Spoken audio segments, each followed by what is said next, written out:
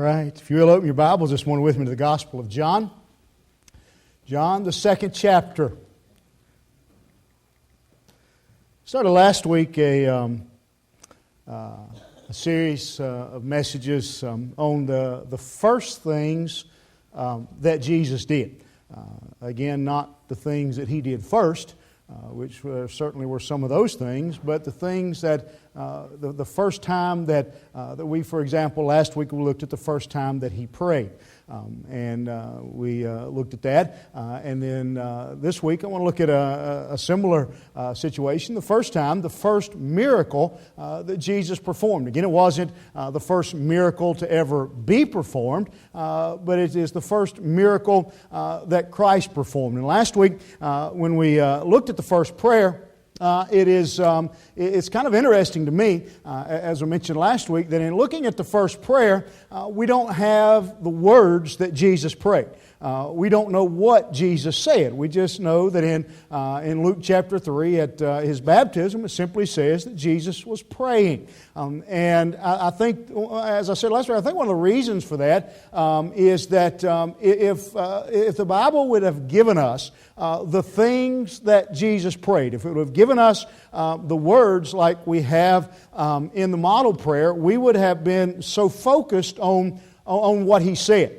That there would have been sermons preached. That in the very first prayer that Jesus ever prayed, when He prayed this way. And therefore, we ought to pray just like that. And we would have been married to a format. We would have been stuck with a routine that because that was the way that the Bible recorded His first prayer. But simply by saying He prayed and seeing the results, it encourages us to pray. Somehow, some way, whatever works for you, pray. Some prayers better than no prayer. And so we have that example. The contrast to that, and the reason I say that is I can give you an example from the passage we're going to look at this morning in the first miracle. The first miracle is one that everyone inside and outside of the church is familiar with, and that was when Jesus turned the water into wine. And to show you what I mean by the difference in only having the words and praying, and so we kind of move on and just look at the fact that He prayed. In this story we have a lot of details. And sometimes we get so caught up in the details that we miss the miracle, that we miss what's going on. Now there's a lot that goes on in these 12 verses. In fact, it hasn't been but just a few months ago that I preached on this text, and I focused on Mary. How Mary played out in this story, her role in this entire story. But you know, the first thing we've got to mention if we're going to talk about this story is that many times when we look at this miracle, the big debate comes up, and it gets to be a real issue of, when He turned the water into wine, was that alcoholic wine or not? And a lot of people, when they, that's the only Bible verse, the only Bible story they know is that Jesus turned the water into wine. And so a lot of folks get really caught up in that issue. Was it alcoholic or not? I'm not going to get caught up in that. I have my opinion, but if I give you that, that's some of you will divide the crowd this morning. And so that's not the focus of this story. Whether or not the wine was alcoholic or whether or not it was grape jelly is not the issue. It could have been Diet Coke. The issue is not what Jesus turned the water into. It doesn't matter. It really, in all honesty, it's got more to do with what He started with than what He turned it into. And so that's not the issue. Some, when they look at this story, get really caught up in how much wine we're talking about. Others look at it and really get caught up in the fact, and I've heard sermons preached on the fact that these were stone pots, on how much was left over. And there are a lot of little details in this story that really kind of draw our attention away. And again, that's why I think last week in that passage it just says He was praying. Because if it had given us any details that when Jesus prayed, he prayed for this, this, this, we would have spent the next 2,000 years saying, when you pray, you got to pray for this, this, and this. And so we don't have that. But in this story, again, we have the details and we get hung up on the details. And really we miss the miracle. And so this morning, I want us to go back and look at again a story that is very familiar in and out of the church. Everybody knows about Jesus turning the water into the wine, but they miss the lesson. I don't think Jesus performed this miracle, or the Bible gives us this story just so we can know that it happened. I don't think that it's there just so we can debate what the liquid was when Jesus got done with it.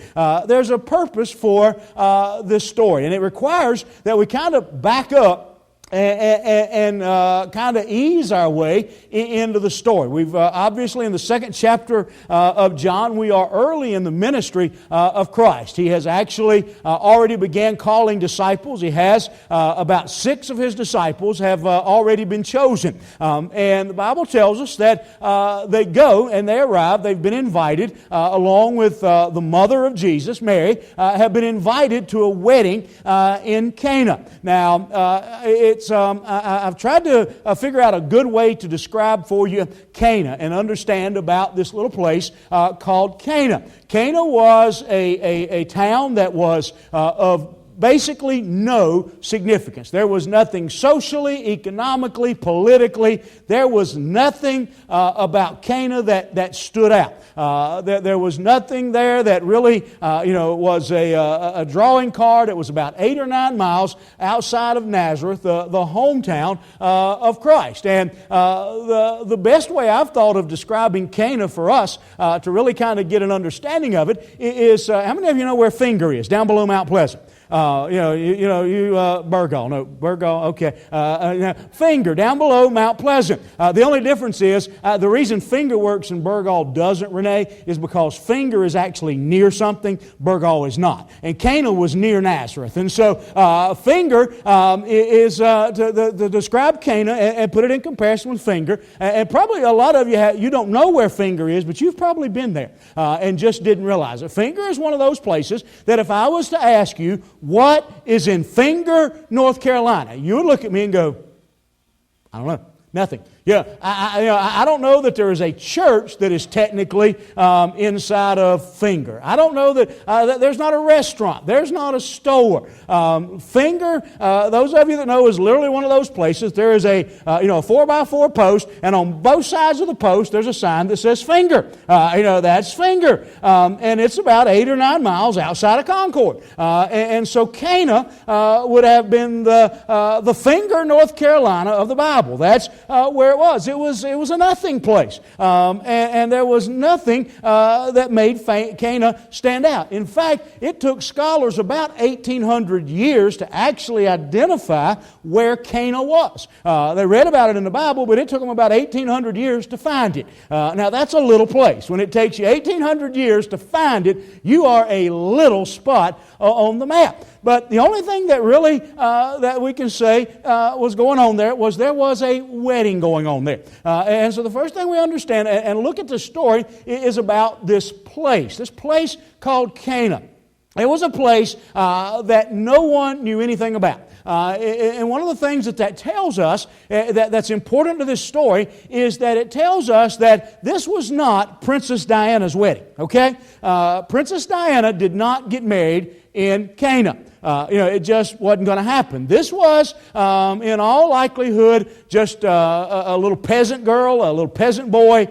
This was somebody that, had Jesus not turned the water into wine at their wedding, no one would have ever known about their wedding who didn't live in Cana or who wasn't related to this boy and girl. This is a insignificant, it wouldn't have been in the social pages of the paper.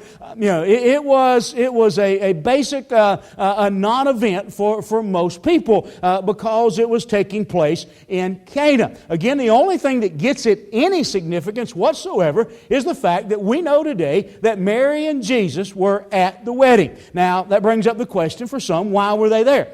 Some